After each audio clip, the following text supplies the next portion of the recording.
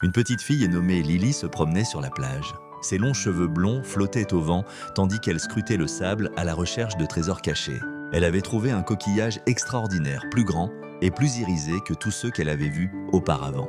Sa surface était couverte d'étranges symboles qu'elle ne pouvait pas déchiffrer. Lily porta le coquillage à son oreille. Elle entendit un faible murmure, comme une voix venant des profondeurs de la mer. « Viens, Lily explore le royaume d'arc-en-ciel », chuchota la voix. Un monde de magie et d'émerveillement t'attend. Fascinée par l'appel de l'inconnu, elle porta le coquillage à ses lèvres et prononça les mots que la voix lui avait soufflés. Un éclair de lumière bleutée enveloppa Lily. Elle sentit une vague de chaleur et une sensation de vertige. Elle se retrouva dans un endroit qui dépassait de loin son imagination. Arc-en-ciel, un monde sous-marin vibrant de couleurs et de vie. Des poissons exotiques aux écailles irisées nageaient gracieusement à travers des forêts de corail scintillantes. De gigantesques tortues marines flottaient sans effort au-dessus de prairies d'eau. Lily était émerveillée par tout ce qu'elle voyait. Elle resta longtemps bouche bée, observant les créatures étranges et magnifiques qui l'entouraient. Une baleine massive, ses yeux brillants, de la regarder fixement. La baleine s'approcha lentement de Lily et lui parla dans un langage mais elle sentit une connexion avec le. Elle essaya de lui répondre, mais ses paroles se perdirent dans le vide. Elle ouvrit sa gueule bée et un flottement musical en jaillit. Les notes étaient aussi pures et éthérées que le chant de. Lily ferma les yeux et écouta. Elle réalisa que la baleine lui parlait à travers la musique, lui racontant l'arc-en-ciel et de ses habitants. Lily ouvrit les yeux et regarda la baleine avec gratitude. Elle comprenait maintenant son message. Arc-en-ciel était un endroit de paix et d'harmonie où toutes les créatures vivaient en équilibre les unes avec les autres. Lily passa les jours et les nuits suivants à explorer les merveilles d'elle nagea avec les dauphins, dansa avec les étoiles de mer et apprit les secrets des anciens corailleurs. Oublia jamais le coquillage qui lui avait permis de venir dans ce monde extraordinaire. Chaque fois qu'elle le tenait dans sa main, elle se sentait connectée à la magie de. Le moment vint pour Lily de retourner chez elle. Triste de quitter ce monde merveilleux, Lily retourna au rivage où elle avait trouvé le coquillage.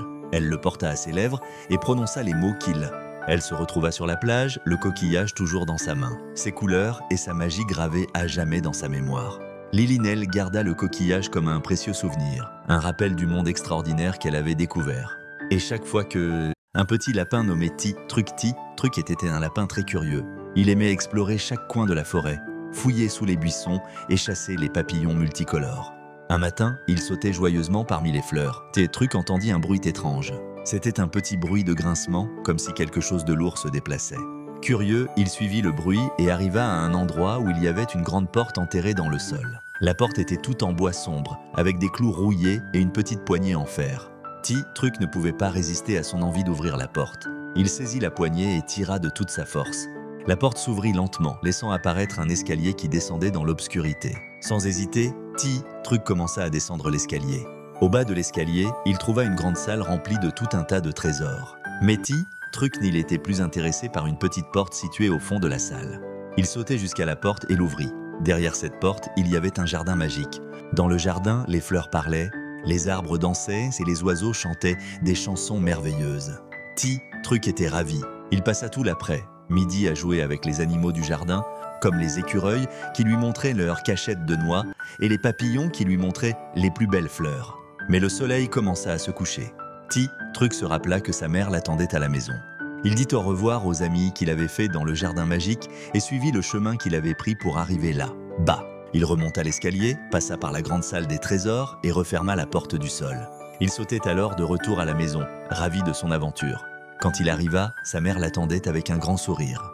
Truc lui raconta tout ce qu'il avait vu et sa mère l'embrassa tendrement. Et chaque soir, avant de s'endormir, Truc se rappelait son incroyable aventure dans le jardin magique et il sourit en rêvant de ses prochaines découvertes dans la forêt. Maintenant, mon petit, il est temps de fermer les yeux et de rejoindre Truc dans ses rêves. Dodo, mon amour. Il était une fois dans une forêt enchantée 4 petits cochons qui vivaient paisiblement. Le premier cochon, nommé Pipo, était joyeux et toujours prêt à faire des blagues. Le deuxième, Rocco, était un peu peureux mais très intelligent. Le troisième, Lolo, était curieux et adorait explorer. Enfin, le quatrième, Dodo, était le plus sage, toujours prêt à donner de bons conseils. Un jour, un loup affamé, connu pour sa méchanceté, décida de s'attaquer aux petits cochons. Il avait entendu parler de leur maison en paille, et il se frottait les pattes à l'idée de les manger. Les cochons, inquiets, se concertèrent. « Que devons-nous faire ?» demanda Pipo, tremblant de peur. « Nous devons construire des maisons solides, » proposa Rocco. qui avait toujours des idées brillantes. Ensemble, ils se mirent au travail. Pipo construisit une maison en bois, Rocco une maison en briques. Lolo une maison en pierre et Dodo le sage les aida à renforcer leur construction. Mais le loup, rusé, trouva les maisons des cochons et commença à souffler. D'abord, il souffla sur la maison de Pipo et elle s'effondra comme un château de cartes. Pipo courut chez Rocco, mais le loup le suivait de près. Il souffla sur la maison en bois et elle tomba aussi. Les deux cochons, effrayés, se précipitèrent chez Lolo. Le loup, maintenant plus en colère, arriva devant la maison en briques. Il souffla de toutes ses forces, mais la maison resta debout. Furieux, il tenta de grimper par la cheminée. C'est alors qu'une sorcière bienveillante, qui observait tout cela de loin, décida d'intervenir. Elle avait une grande affection pour les animaux et ne pouvait pas laisser le loup faire du mal au petit cochon. La sorcière apparut devant le loup et lui dit d'une voix forte « Arrête, vilain loup, si tu continues, tu seras maudit pour toujours. » Le loup, surpris par cette apparition, hésita. « Mais j'ai si faim. La faim ne justifie pas la méchanceté, » rétorqua la sorcière. « Si tu montres de la gentillesse et de l'honnêteté, tu trouveras bien d'autres mets à savourer. » Le loup, touché par ces mots, se mit à réfléchir. Il se rendit compte qu'il avait toujours été seul à cause de sa méchanceté. Les petits cochons, voyant que le loup ne semblait plus menaçant, sortirent prudemment de la maison. « Pourquoi ne pas devenir amis ?» proposa Dodo le sage. Le loup, surpris, accepta timidement. La sorcière, satisfaite, utilisa sa magie pour leur apprendre à partager et à s'entraider. Ainsi le loup et les 4 petits cochons devinrent les meilleurs amis du monde. Ils jouaient ensemble, partageaient des repas et apprirent que la gentillesse et l'honnêteté l'emportaient toujours sur la méchanceté. Et c'est ainsi que dans la forêt enchantée, l'amitié triompha et tous vécurent heureux pour toujours. Un portail lumineux s'ouvre sur un paysage magnifique, rempli de lumière douce, de jardins luxuriants et de cascades scintillantes. Dans un lieu où la paix règne éternellement, là où la lumière et l'amour sont infinis, se trouve le paradis. Des figures divines, symboles de différentes cultures. Par exemple, une déesse de la nature, un dieu de la lumière. Une figure d'amour universelle se tiennent côte à côte, souriantées dans un cercle. Des êtres humains, animaux et autres créatures, tous heureux, jouant, chantantes, dans un environnement naturel parfait. Tous les enfants du paradis, quelle que soit leur forme ou leur origine, vivent dans la paix et la liberté. Des scènes illustrant la coexistence harmonieuse. Une famille humaine qui partage un repas avec des animaux, des enfants qui jouent avec des éléments naturels, des danseurs de différentes cultures. Dans ce lieu d'amour, chaque être trouve sa place, chaque voix est entendue, chaque cœur est connecté. La caméra s'élève pour montrer une vue panoramique du paradis, révélant une lumière cosmique qui relie tous ces éléments. L'unité, la paix et l'amour sont la véritable essence du paradis. Un message écrit en lettres dorées, que cet amour et cette harmonie remplissent aussi notre monde. Histoire de Tim et la forêt magique, il était une fois un petit garçon nommé Tim. Tim avait 6 ans et il adorait les aventures perdues dans une forêt près de sa maison. La forêt était pleine de grands arbres aux feuilles vertes, de fleurs colorées et de petits ruisseaux qui coulaient doucement. Tim marchait, tout excité, en observant tout autour de lui. Il a vu des oiseaux qui chantaient dans les arbres, des écureuils qui sautaient d'une branche à l'autre et des papillons multicolores qui dansaient au-dessus des fleurs. Mais peu à peu, Tim s'est rendu compte qu'il ne reconnaissait plus les endroits où il était passé. Il commençait à avoir peur. Il a appelé son maman et son papa, mais personne ne répondait. Il a commencé à pleurer un peu, mais il a décidé de ne pas perdre courage. Il a continué à marcher en suivant le ruisseau. Il a vu une petite maison au bord du ruisseau. La maison était faite de bois et avait une porte rouge. Une petite fée a ouvert la porte. Elle avait des ailes brillantes comme des diamants et un sourire doux. « Bonjour petit garçon, pourquoi es-tu si triste ?» a demandé la fée. Tim a expliqué à la fée qu'il était perdu. « Mais veux-tu vivre une petite aventure avec moi ?» Tim a oublié sa peur et a accepté avec enthousiasme. A emmené dans un coin de la forêt où il y avait un champ de champignons géants.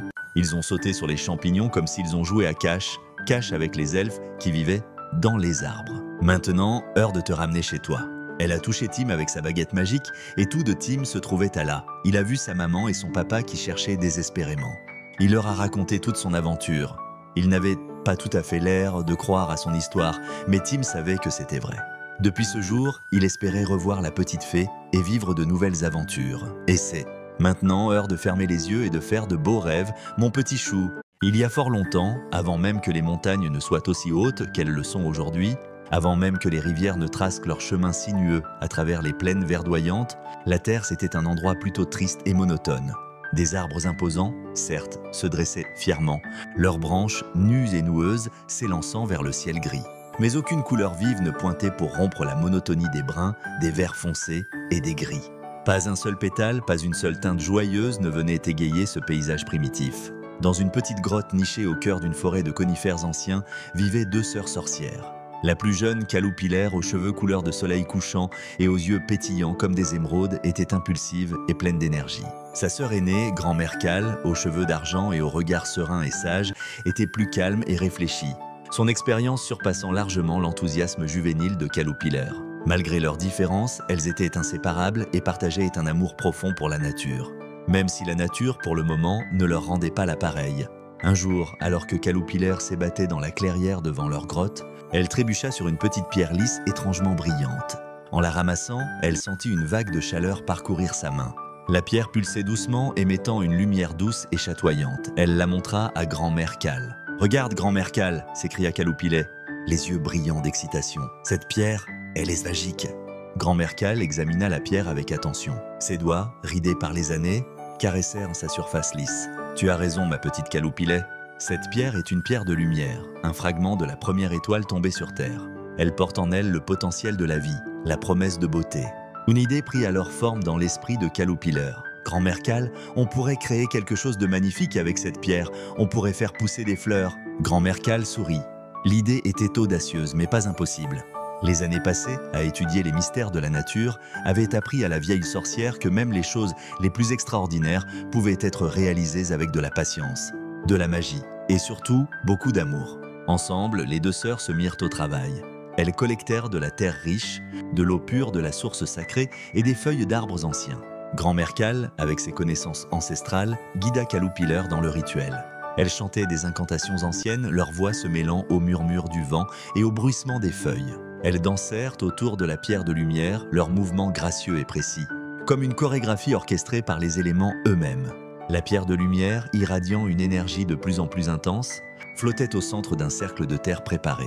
Caloupilère, avec des mains tremblantes mais déterminées, planta délicatement la pierre dans la terre humide. Elle ferma les yeux, visualisant des pétales délicats, des couleurs éclatantes et un parfum envoûtant.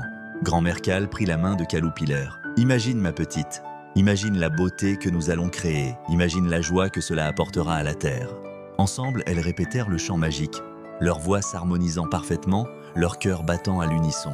Une lumière aveuglante jaillit de la pierre de lumière, illuminant la clairière d'une lueur céleste. La terre autour de la pierre se mit à vibrer, à gonfler.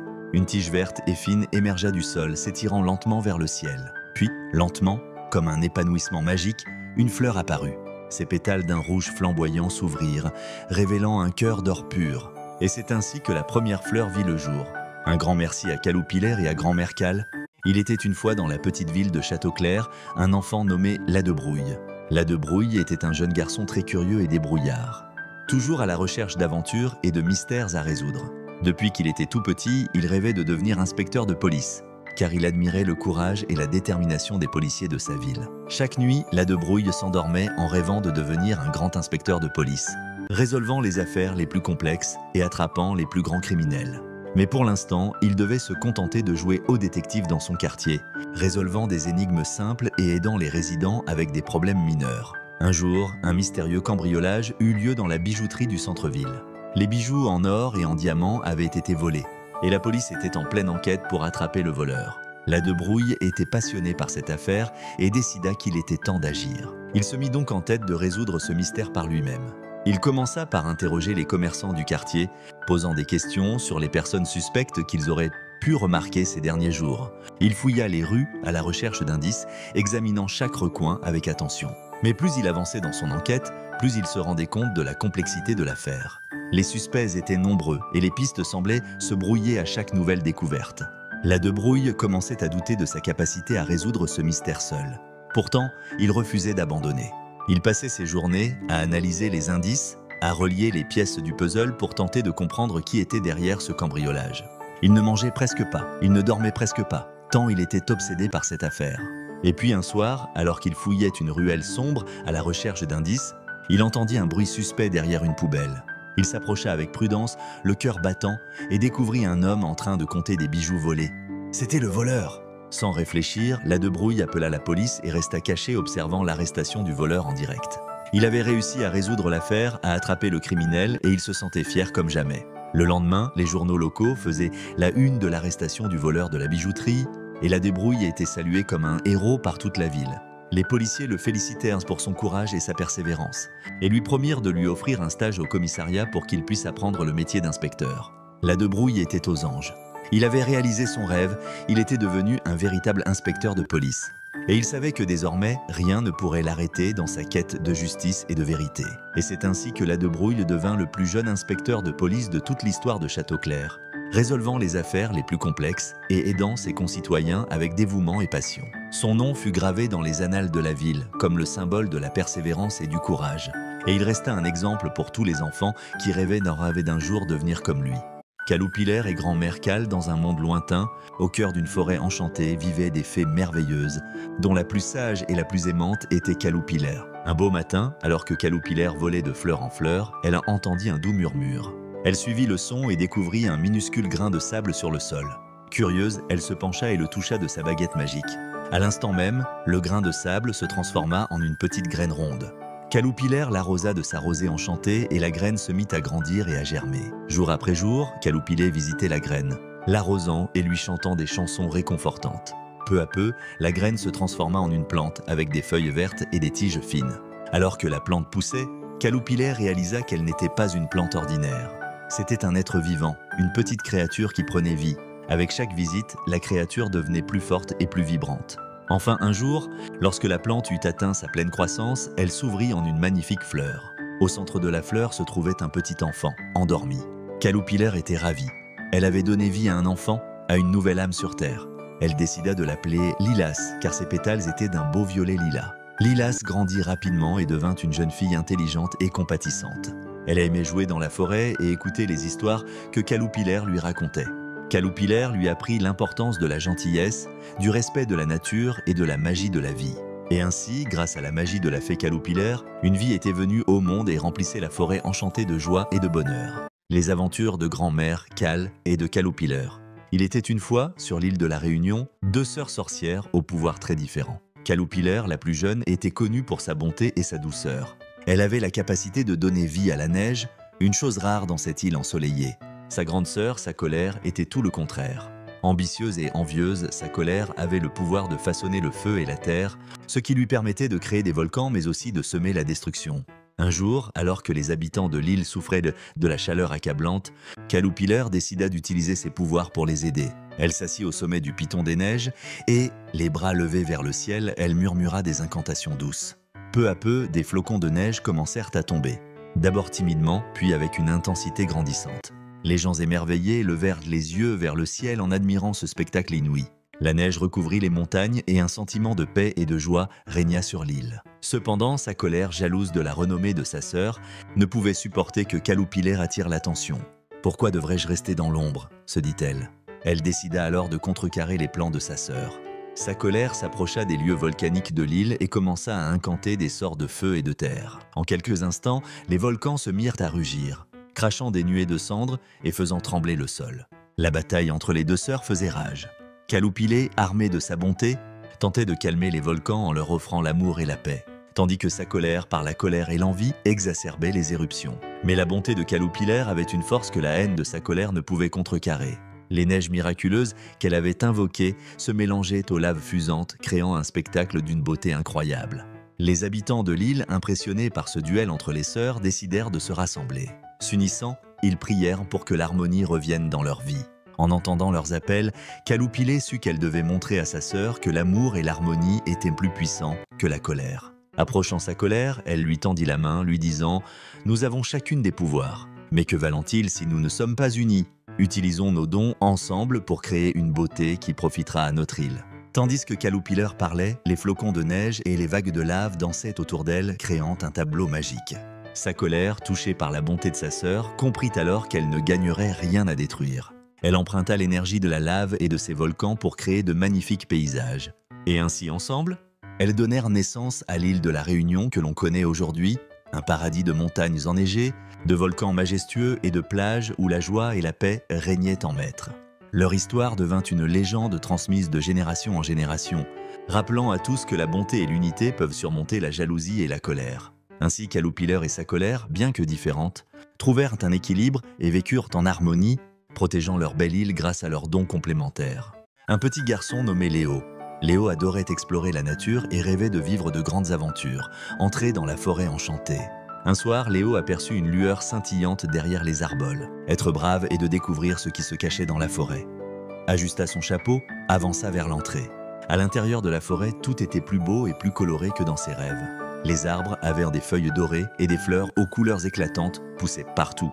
Léo entendit un doux murmure, était une petite fée aux ailes translucides qui dansait dans les airs, appelée Lyra. « Bonjour, que fais-tu ici dans la forêt enchantée? Et je suis venue explorer ?» Les yeux brillants de... Elle emmena Léo à travers la forêt, un ruisseau aux eaux cristallines, une clairière où les animaux dansaient et un arbre géant dont les branches étaient couvertes de lucioles qui brillaient comme des étoiles. Tout à coup était un petit écureuil. « Aidez-moi, il vous plaît !» Léo ne perdit pas une seconde pour l'aide de Lyra, tandis que Lyra utilisait sa magie pour le défaire. Le petit écureuil était libre. « Vous êtes des amis formidables. » L'écureuil les conduisit à un grand arbre centenaire. Expliqua-t-il, « Vous pouvez faire un vœu maintenant. » Les branches de lait et une douce lumière enveloppa Léo et Lyra. Léo, chaque enfant qui entre dans cette forêt vivra des aventures incroyables. Léo sut que, merci pour cette nuit incroyable, je reviendrai. Léo se retourna une dernière fois et vit la lumière magique danser entre les arbres. À partir de ce jour, Léo savait que prête à être découverte.